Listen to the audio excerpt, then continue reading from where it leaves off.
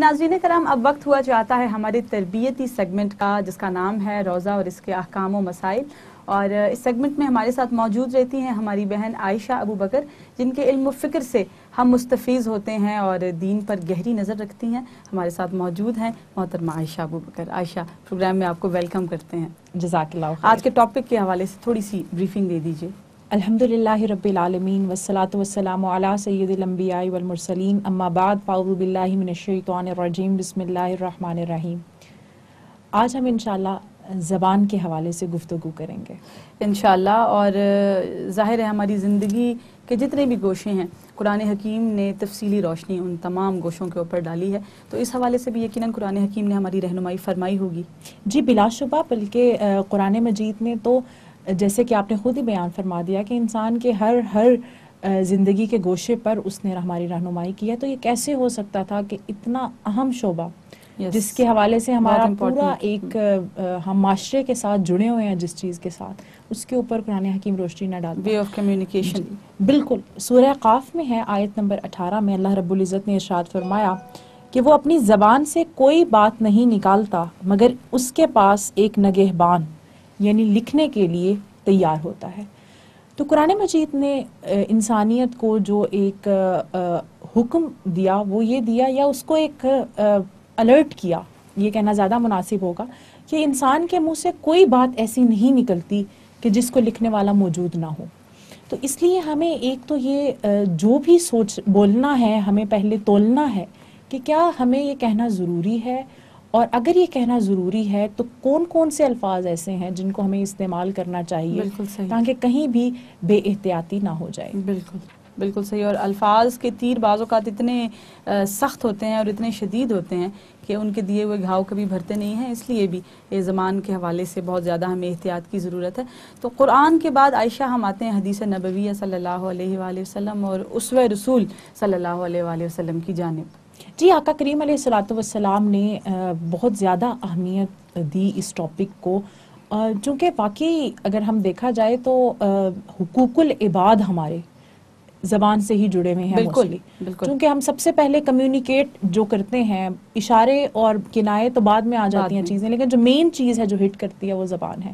تو آقا کریم علیہ الصلوۃ والسلام نے ارشاد فرمایا، مسند امام احمد ابن حنبل میں یہ روایت مذکور ہے کہ لوگوں کو ان کے نتنوں کے بل ان کی زبانوں کا کاٹا ہوا گرا دیتا ہے.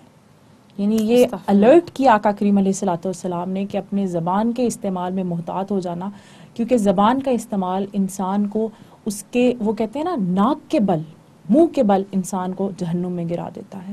اور اسی حوالے سے صحیح مسلم میں ایک روایت ہے کہ حضرت عبداللہ بن سفیان رضی اللہ تعالی عنہ نے اپنے والد سے روایت کیا اس حدیث کو. وہ فرماتے ہیں کہ نبی کریم صلی اللہ علیہ وآلہ وسلم سے میں نے عرض کیا کہ یا رسول اللہ صلی اللہ علیہ وآلہ وسلم، مجھے اسلام سے متعلق کوئی ایسی بات بتائیں کہ میں آپ کے بعد کسی اور سے نہ پوچھوں، یعنی میرے لیے کفایت کر جائے بس وہ بات، اگر میں اس پہ عمل کروں تو میرا اسلام اچھا ہو جائے. تو آقا کریم علیہ الصلوۃ والسلام نے ارشاد فرمایا، کہو کہ میں ایمان لایا، پھر اس پر قائم رہو. یعنی ایمان پہ آقا کریم نے سب سے پہلے ایمفسائز کیا. اچھا، تو کیا اس کا مطلب یہ ہے کہ ایمان اور زبان کا آپس میں کوئی تعلق ہے؟ جی بلا شبہ. اور جب انہوں نے خود ہی آگے سے عرض کیا، یا رسول اللہ صلی اللہ علیہ وآلہ وسلم، ایمان لانے کے بعد میں قائم رہوں تو کس چیز سے ڈروں؟ تو آقا کریم علیہ الصلوۃ والسلام نے اپنے دست مبارک سے اپنی زبان کی طرف اشارہ کیا اور کہا کہ اس چیز سے پھر ڈرو. یعنی اگر ایمان تم لے آئے ہو، اگر تم اس پہ استقامت چاہتے ہو تو پھر اپنی زبان کی آفتوں سے ڈرو. حضرت انس بن مالک رضی اللہ تعالیٰ عنہ سے ایک مروی روایت، آقا کریم علیہ الصلوۃ والسلام ارشاد فرماتے ہیں کہ بندے کا ایمان اس وقت تک درست نہیں ہوتا جب تک کہ اس کا دل ٹھیک نہ ہو. یعنی ایمان کو نیت کے ساتھ ریلیٹ کیا کہ جب تک اس کا دل ٹھیک نہ ہو. اور پھر فرمایا کہ انسان کا دل اس وقت تک ٹھیک نہیں ہوتا جب تک اس کی زبان درست نہ ہو، اور وہ شخص جنت میں داخل نہیں ہوگا جس کا پڑوسی اس کی شرارتوں سے محفوظ نہ ہو. یہاں پہ اگر ہم دیکھیں تو ایمان کا تعلق اخلاص کے ساتھ کیا اور اخلاص کا تعلق زبان کے ساتھ کیا. اور چونکہ کہا گیا نا احیاء العلوم میں ہی کہ ہر نیکی شروع میں ریاکاری ہوتی ہے، اس کے بعد وہ جا کے عادت بنتی ہے، پھر عبادت کا درجہ پاتی ہے. تو ہم نے جب سٹارٹ کرنا ہے نا سلمہ، تو ہم نے زبان کی احتیاط سے شروع کرنا ہے، تاکہ ہم شروع میں ہمیں مشقت کرنی پڑے گی، پھر ہماری عادت بنے گی، پھر ہم اس کو عبادت کی طرف لے کے جائیں سبحان گے. اللہ. اور پھر آقا کریم نے اسی کے ساتھ جب پڑوسی کا ذکر کیا تو وہ یہ مزید احتیاط تھی، کیونکہ سب سے زیادہ انسان کا آنا جانا یا جن کے ساتھ تعلق ہوتا ہے وہ اس کے پڑوس میں رہنے والے ہوتے ہیں. وہ اگر آپ کے کولیگز بھی ہیں وہ بھی انہی معنوں میں آ جائیں گے، لیکن جن کا گھر آپ کے ساتھ جڑا ہوا ہے، آپ کے ارد گرد کے لوگ، تو آقا کریم علیہ الصلوۃ والسلام نے ارشاد فرمایا کہ وہ شخص جنت میں ہی نہیں جائے گا کہ جس کا پڑوسی اس کی شرارتوں سے محفوظ نہ ہو. اسی کے ساتھ آقا کریم علیہ الصلوۃ والسلام نے ایک اور جگہ ارشاد فرمایا کہ جو شخص اپنے پیٹ، شرمگاہ اور زبان کے شر سے محفوظ ہوا وہ تمام برائیوں سے بچا لیا گیا. یعنی وہ اپنی عزت کی حفاظت کرنے والا ہوا، اپنی زبان کو تول کے بولنے کا عادی ہوا، اور تیسری چیز لقمہ حرام سے بچنے والا ہوا. اس نے اگر پیٹ کی اپنی حفاظت کی تو اللہ پاک اس کو جو ہے وہ جہنم سے بچا لے گا.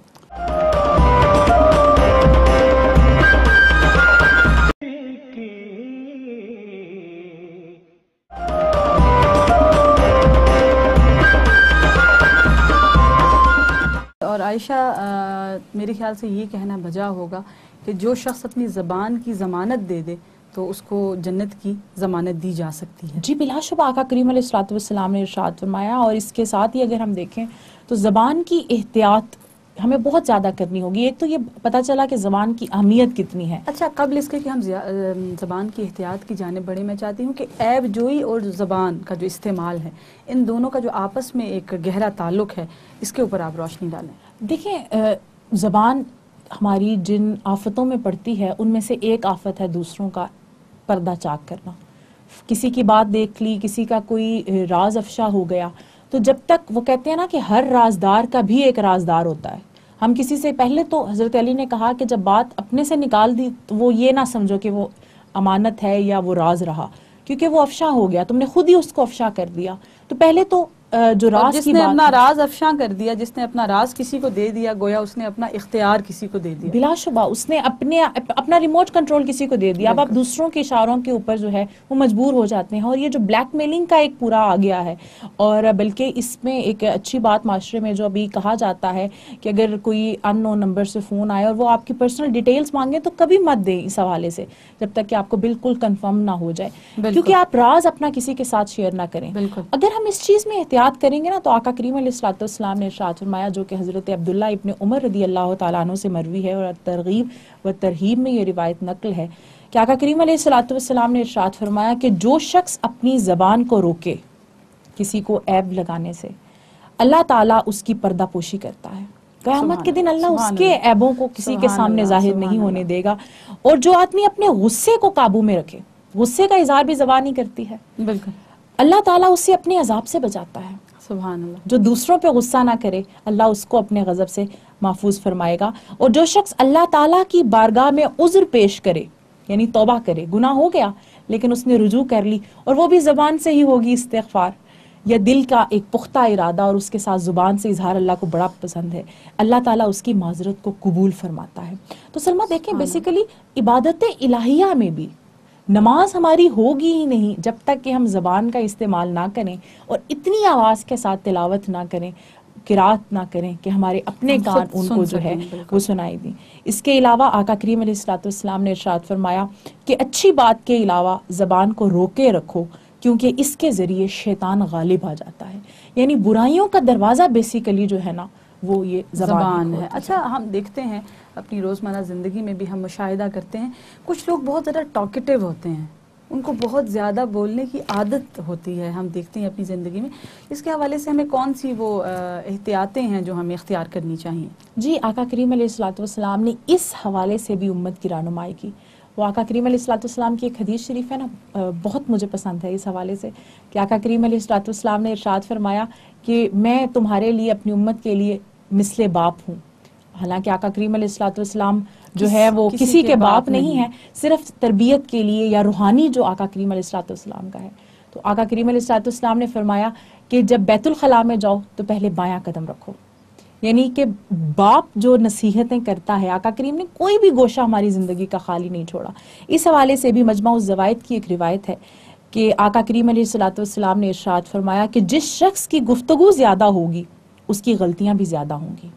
یعنی جو بولتا ہے عموماً احتیاط نہیں رہتی. نپے تلے الفاظ تبھی ہو سکتے ہیں جب ہم اپنی گفتگو کو قلیل کریں, اور جس کی غلطیاں زیادہ ہوں گی اس کے گناہ زیادہ ہوں گے, اور جس کے گناہ زیادہ ہوں گے وہ جہنم کی طرف جو ہے وہ جائے گا, اور جہنم کے زیادہ وہ لائق ہوگا. تو اس لیے ہمیں دیکھنا چاہیے کہ ہم گفتگو کو ایک مختصر پیرائے میں کرنے کی عادت ڈال لیں. وہی پھر بات کہ پہلے تول لیں اس کے بعد. اچھا, اب زیادہ بولنے کی جو ضد ہے, جو اس کا متضاد ہے, وہ ہے خاموشی اور کم گوئی. تو میں چاہتی ہوں کہ اس پر بھی آپ تھوڑی سی روشنی ڈال دیں تو بہتر رہے گا. ہاں جی, یہ بڑا اچھا آپ نے ایک پوائنٹ ریز کیا کہ اگر زیادہ بولنا ہمیں بد احتیاطی کی طرف لے جائے گا تو بہتر یہی ہے کہ نپے تلے الفاظ اور خاموشی کو جو ہے وہ کیا جائے. تو المعجم الکبیر کی ایک روایت ہے, حضرت عبداللہ بن مسعود رضی اللہ تعالیٰ عنہ فرماتے ہیں کہ میں نے سید المبلغین صلی اللہ علیہ وآلہ وسلم کی بارگاہ میں عرض کیا کہ یا رسول اللہ صلی اللہ علیہ وآلہ وسلم, سب سے افضل عمل کون سا ہے؟ تو آقا کریم علیہ الصلوۃ والسلام نے ارشاد فرمایا وقت پر نماز پڑھنا. میں نے عرض کیا یا رسول اللہ صلی اللہ علیہ وآلہ وسلم پھر کون سا؟ فرمایا تمہاری زبان سے مسلمانوں کا محفوظ رہنا. تو آپ یہ دیکھیں کہ جب ہم خاموش ہوں گے تو غلطیاں کم کریں گے, اور جب غلطیاں کم کریں گے, کسی کی دل آزاری کا باعث نہیں بنیں گے, تو ہمیں فوائد حاصل ہوں گے. اس کے علاوہ بخاری کی روایت ہے, حضرت ابو ہریرہ رضی اللہ تعالیٰ عنہ سے مروی ہے کہ آقا کریم علیہ الصلوۃ والسلام نے ارشاد فرمایا کہ جو اللہ اور قیامت کے دن پر ایمان رکھتا ہے اسے چاہیے کہ اچھی بات کہے ورنہ خاموش رہے. تو یہ بھی ہمیں خاموشی کی فضیلت کا اس سے پتہ چلتا ہے. اچھا, ہم انسانوں کا جو ہے وہ ایک مزاج ہے کہ جب ہمیں کوئی چیز سجا کر سنوار کر ہمارے سامنے پیش کی جاتی ہے تو ہم اس کو جلدی اڈاپٹ کر لیتے ہیں, جلدی ہم اس کی طرف راغب ہوتے ہیں. تو کم گوئی کے حوالے سے کوئی فوائد و ثمرات جو قرآن و حدیث میں بتائے گئے ہوں؟ جی, المعجم الکبیر کی روایت ہے کہ حضرت حارث بن حشام رضی اللہ تعالیٰ عنہ فرماتے ہیں کہ میں نے آقا کریم علیہ الصلوۃ والسلام کی بارگاہ میں عرض کیا کہ یا رسول اللہ صلی اللہ علیہ وآلہ وسلم, مجھے کوئی عمل بتائیے جسے میں اپنے آپ پر لازم کر لوں. تو آپ صلی اللہ علیہ وآلہ وسلم نے اپنی زبان مبارک کی طرف اشارہ کر کے فرمایا کہ اس پر قابو پالو. یعنی اگر اس کے مزید ہم فضائل میں جائیں تو آقا کریم علیہ الصلوۃ والسلام کی بار بار تاکید کرنا اس حوالے سے ہمیں اس چیز کی اہمیت کا جو ہے وہ اندازہ ہمیں ہو جاتا ہے. اس کے علاوہ اگر ہم دیکھیں تو حضرت انس رضی اللہ تعالیٰ عنہ فرماتے ہیں, مجمع الزوائد کی ایک روایت ہے کہ آقا کریم علیہ الصلوۃ والسلام نے حضرت ابو ذر رضی اللہ تعالیٰ عنہ کو شرف ملاقات بخشا. تو ارشاد فرمایا اے ابو ذر, کیا میں تجھے 2 عادتوں کے بارے میں نہ بتاؤں جو کہ ظاہر میں ہلکی اور میزان میں دوسروں سے زیادہ بھاری ہیں. یعنی اگر ایسی عادتیں تم اڈاپٹ کر لو تو بہت زیادہ مشقت میں تم نہیں پڑو گے, اور تمہارا جو ہے وہ میزان بھی وزنی ہو جائے گا, تمہارے اعمال بھی وزنی ہو جائیں گے. تو کہا کہ یا رسول اللہ صلی اللہ علیہ وآلہ وسلم ضرور ارشاد فرمائیے. تو آقا کریم علیہ الصلوۃ والسلام نے حضرت ابو ذر کو کہا کہ حسن اخلاق اور طویل خاموشی کو اپنے اوپر لازم کر لو. اس ذات پاک کی قسم جس کے دست قدرت میں میری جان ہے, مخلوق نے ان دونوں کی مثل کوئی عمل نہیں کیا. تو حسن اخلاق اور جو ہے وہ خاموشی کو پھر اگر ریلیٹ کیا کہ ظاہری بات ہے جب زبان فضول گوئی کی عادت اس کے اندر نہیں ہوگی تو وہ جب بھی بولے گی, جتنا بولے گی وہ اچھا ہی بولے گی, اور یہی چیز اس کے اخلاق حسنہ میں ترقی کا باعث ہوگی. اچھا عائشہ, بعض مواقع ایسے بھی آتے ہیں ہماری زندگی میں جس میں بولنا ضروری ہو جاتا ہے, تو ان مواقعوں پہ تھوڑی سی روشنی ڈال دیجئے کہ وہ کون سی چیزیں ہیں ایسی جس میں ہمارے لیے بولنا ضروری ہے. مثال کے طور پر گواہی اگر دینی ہے تو وہ ایک بہت امپورٹنٹ فیکٹر ہے, کسی کی جان پر بنی ہوئی ہے, یا انصاف کا کوئی فیکٹر متاثر ہو رہا ہے. تو اس حوالے سے میں چاہتی ہوں تھوڑی سی بریفنگ دیتے ہیں. نہیں, یہ بڑا آپ نے اچھا کہا. اب قرآن مجید کا اپنا حکم ہے امر بالمعروف اور نہی عن المنکر کا, اور اس حوالے سے اگر دیکھیں کہ اگر ہم نہیں بولیں گے ایسے مواقعوں پر کہ جب ہمیں نیکی کا حکم دینا تھا, جب ہمیں برائی سے روکنا تھا, خاص طور پہ مبلغین کو, علماء کو, مفتیان کرام کو, تو ان کے لیے بولنا یہ ضروری ہے, ان کی ڈیوٹیز میں شامل ہے. ویسے تو امت کے ہر فرد کے اوپر یہ ہے. اس حوالے سے حضرت عمر بن عبدالعزیز رضی اللہ تعالیٰ عنہ کا ایک میں آپ کے ساتھ واقعہ شیئر کروں گی جو آپ کی وصیت میں ہے, اور یہ آج سے تقریباً 3-4 سال پہلے جب ہم نے اپنے درس قرآن کا آغاز کیا 2-3 مختلف جگہوں پر, تو ہم نے اس میں جو پہلا درس تھا اس میں مجھے یاد ہے کہ میں نے یہی اس چیز سے موٹیویشن لیتے ہوئے آپ کی وصیت نامے سے جو آپ نے اپنے بیٹے کو کی, تو میں نے آغاز کیا تھا. حضرت عمر بن عبدالعزیز نے فرمایا کہ بیٹے اگر تم انتظار کرو نا اس بات کا کہ تم اکمل ہو جاؤ اپنی اعمال کے حساب سے اور جب پرفیکٹ ہو جاؤ گے پھر تم تبلیغ کا منصب ادا کرو گے، تو ایسا نہیں ہوگا، کیونکہ انبیاء صرف معصوم ہیں، انسان گناہوں سے مبرہ نہیں ہو سکتا بالکل. تو تم نے امر بالمعروف و نہی عن المنکر کا فریضہ جاری رکھنا ہے. تو میں نے اس وقت اپنی سامعات کو کہا تھا کہ بالکل اس وقت میں بی ایس سی کر رہی تھی، تو میں نے ان سے کہا تھا کہ میں تو خود ابھی زمانہ طالب علمی میں ہوں، کوئی ناز نخرہ نہیں کسی بھی حوالے سے، تو صرف یہ چیز موٹیویٹ کرتی ہے کہ اگر پرفیکشن کی طرف جاؤں گی تو میں کبھی اچیو نہیں کر پاؤں گی، اور اتنا اہم فریضہ کہیں ہم سے جو ہے رہنا چاہیے. کم از کم جتنا آپ کے پاس ہے علم و فہم، جتنا اللہ کریم نے آپ کو عطا فرمایا ہے اپنے فضل سے، اس کو تو ڈیلیور کر دیں نا آپ، کہ جو چیز آپ کے پاس ہے اس کو آپ نے ڈیلیور کرنا ہے، کیونکہ تم میں بہترین انسان وہ ہے جو دین سیکھے اور دوسروں کو سکھائے. جی بلا شبہ اس میں بالکل ایسا ہی ہے. اور آقا کریم علیہ الصلوۃ والسلام چونکہ آخری نبی ہیں اور آقا کریم علیہ الصلوۃ والسلام کے بعد کوئی نبی نہیں آئے گا کسی بھی صورت میں، جو ہے وہ ختم نبوت کا تاج آقا کریم علیہ الصلوۃ والسلام کے سر پہ سجا دیا گیا. تو اب جبکہ کسی نبی نے نہیں آنا، تو اب یہ فریضہ امت مسلمہ کے پاس ہے کہ امت مسلمہ کو یہ ذمہ داری سونپی گئی ہے کہ وہ آقا کریم علیہ الصلوۃ والسلام کے اس مشن کو جاری رکھے اور وہ آقا کریم علیہ الصلوۃ والسلام کا پیغام پہنچائے. اور آقا کریم علیہ الصلوۃ والسلام نے جیسے خود ارشاد فرمایا العلماء ورثۃ الانبیاء، علماء انبیاء کے وارث ہیں اور علم انبیاء کی وراثت ہے.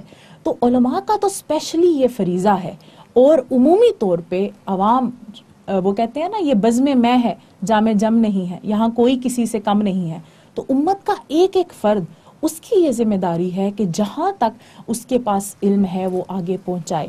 ہاں البتہ جو ٹیکنیکلٹیز ہیں دین کی وہ صرف علماء کے پاس ہی یہ مسند رہے گی، کہیں ایسا نہ ہو کہ زاغوں کے تصرف میں عقابوں کا نشیمن آ جائے اور پھر وہ اپنی پسند سے جو چاہیں دین میں جو ہے وہ کرتے رہیں. تو باقاعدہ جو ٹیکنیکلٹیز کا یا جو تبلیغ دین کا شعبہ ہے یہ علماء کے پاس رہے تو زیادہ بہتر ہے. اچھا، یہی آپ نے بھی ٹیکنیکلٹیز کی بات کی، تو وہ کون سی احتیاطی تدابیر ہیں جو اس ضمن میں ہمیں اختیار کرنی چاہیے؟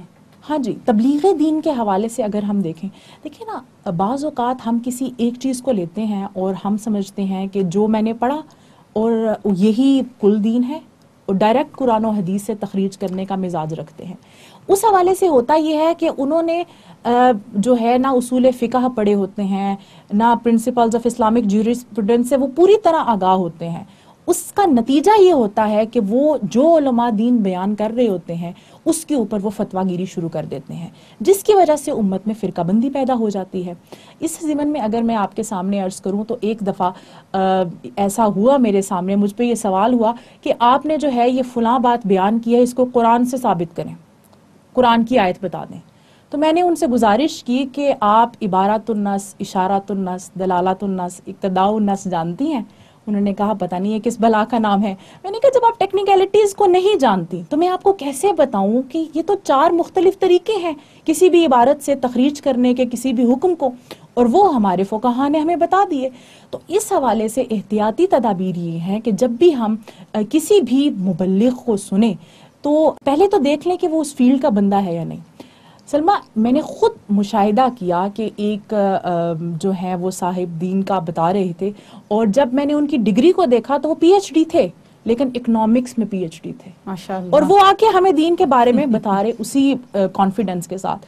تو I was little bit confused کہ ہم جو 6-7 سال ہماری جو علماء مدارس دینیہ میں لگاتے ہیں، یا ہم لوگ جو ٹیکنیکلٹیز پڑھتے ہیں، اور تو ہمارے آپ کی تربیت پہ یقیناً آپ کی تربیت پہ بہت وقت بھی صرف ہوتا ہے اور بہت محنت بھی ہوتی ہے. جی بلا شبہ یہ وہی ہے نا کہ آپ پورا کا پورا کوشش کرتے ہیں کہ سمندر میں کی تہ میں جائیں، اور پھر اساتذہ جب آپ کے سر پہ ہوتے ہیں تو وہ آپ کو بتاتے ہیں، آپ کو پوری آپ کو میتھڈالوجیز کے ساتھ لے کے چلتے ہیں.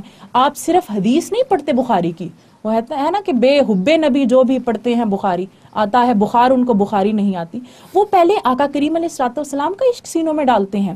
وہ ٹیکنیکلٹیز بتاتے ہیں کہ بخاری لکھی کیسے گئی، کیوں لکھی گئی، کس طرح سے جو ہے وہ ہوا. تو اس حوالے سے احتیاطی تدابیر یہ ہیں کہ ہمیں اس چیز کو دیکھنا ہے کہ ہم دین کس سے لے رہے ہیں. اگر ہم کسی ایسی شخصیت سے دین لے رہے ہیں معذرت کے ساتھ کہ جو 11 ماہ غیر اسلامی رنگ و ڈھنگ میں ہو اور رمضان المبارک میں وہ سر پہ دوپٹہ کر کے ہمیں دین سکھائیں، تو تھوڑا سا پرابلم ہو جائے گا. استغفراللہ، اللہ کریم محفوظ رکھے. اور اسی کو تبلیغ کی آپ بات کر رہی تھیں، اس کو ایک مرتبہ پھر ہم زبان کے استعمال کے ساتھ اگر ریلیٹ کریں گے تو مجھے یہ بتائیے کہ کیا وہ احتیاطی تدابیر ہیں جو ہمیں زبان کے استعمال کے وقت اختیار کرنی چاہیے یا جو ہمیں خاموشی اور کم گوئی کے وقت مد نظر رکھنی چاہیے؟ اس کے اوپر آن دا ہول ایک بریفنگ دے دیجیے. جی یہ بڑا امپورٹنٹ ہے دوبارہ سے، اور اس میں اگر آخر میں ہم انشاءاللہ پھر دوبارہ اگر عرض کر دیں گے صحابہ کے سوالات اور احتیاطوں کے حوالے سے اور آقا کریم علیہ الصلوۃ والسلام نے جو ارشادات فرمائے تو میرے خیال میں زیادہ مناسب ہو جائے گا. ترغیب و ترہیب کی ہی روایت ہے کہ حضرت برا بن عازب رضی اللہ تعالیٰ عنہ فرماتے ہیں کہ ایک اعرابی آقا کریم علیہ الصلوۃ والسلام کی بارگاہ میں حاضر ہوا اور عرض کیا، یا رسول اللہ صلی اللہ علیہ وآلہ وسلم، مجھے ایسا عمل سکھائیے جو مجھے جنت میں داخل کر دے. تو آقا کریم علیہ الصلوۃ والسلام نے ارشاد فرمایا، تم نے نہایت کم الفاظ میں بہت بڑا سوال کر دیا. دیکھیں اس نے پورا دین ہی ایک طرح سے جو وہ تھا اس نے سمیٹ دیا، یا رسول اللہ ایسا عمل بتا دیں جو جنت میں لے جائے. تو آقا کریم علیہ الصلوۃ والسلام نے ارشاد فرمایا کہ تنہا غلام آزاد کرو یا کسی کے ساتھ مل کر غلام آزاد کرو، اور اگر تم اس کی طاقت نہ رکھو تو بھوکے کو کھانا کھلاؤ. یہ جنت میں لے جانے والے اعمال کا ذکر آقا کریم فرما رہے ہیں. اور پیاسے کو پانی پلاؤ، اور نیکی کا حکم دو اور برائی سے منع کرو. پھر اگر تم اس کی طاقت نہ رکھو تو اچھی بات کے علاوہ اپنی زبان کو روکے رکھو. یعنی پہلے تو ارشاد فرمایا کہ کسی کی گردن کو چھڑاؤ، آزاد کرواؤ اس کو. پھر کہا کھانا کھلاؤ، پانی پلاؤ. اس کی بھی طاقت نہیں ہے. امر بالمعروف و نہی عن المنکر بھی اگر تم نہیں کر سکتے تو بہتر ہے کہ پھر اپنی زبان کو خاموش رکھو. یہی عمل تمہیں جنت میں لے جائے گا. ماشاءاللہ عائشہ، بہت بہت شکریہ آپ کا، اور ایک مرتبہ پھر ہمیں بہت لطف آیا آپ کی گفتگو سن کر، اور یقیناً ہماری سامعات کو بھی اتنا ہی لطف آیا ہوگا. اللہ کریم ہمیں عمل کرنے کی توفیق عطا فرمائے جو کچھ بھی ہم نے آپ سے سنا. اللہ کریم آپ کو اجر خیر عطا فرمائے. جزاک اللہ. آمین.